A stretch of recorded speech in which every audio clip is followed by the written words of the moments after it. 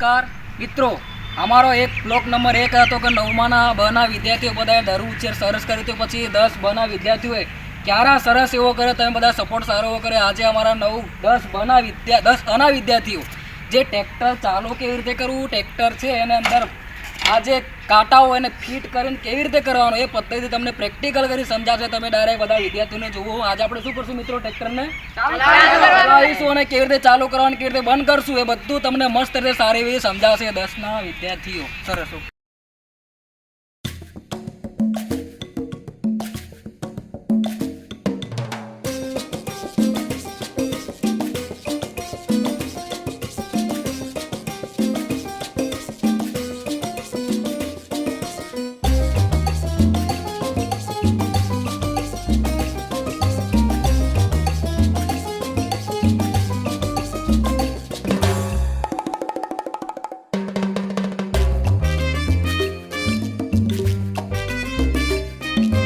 ચલો મિત્રો, અમારા 10માના વિદ્યાર્થી મિત્રો સરસ એવું ડાયરેક્ટ ટ્રેક્ટરને ટાયર કાઢી અને ફિટિંગ બી સરસ એવું કરી નાખ્યું છે. હવે કેવી રીતે ચાલુ કરવાનું એ આ મિત્રો ચાલુ કરીને તમને બતાવશે. ચલો આપણે કેવી રીતે ચાલુ કરવાનું ટ્રેક્ટરને. મારું આપણે પેલી વાઈટ છે ને, વાઈટ છે એને આપણે પેલું બંધ રાખવાનું અને આને ચાલુ રાખવાનું. બસ પછી આને ચાલુ કરવાનું. ઓકે, અમારા 10માના વિદ્યાર્થીઓ ટ્રેક્ટર ચાલુ કરી નાખ્યું છે. જો એમને ખેડા અમને કેવું થાય છે, તમે આવો ટ્રેક્ટર ચાલુ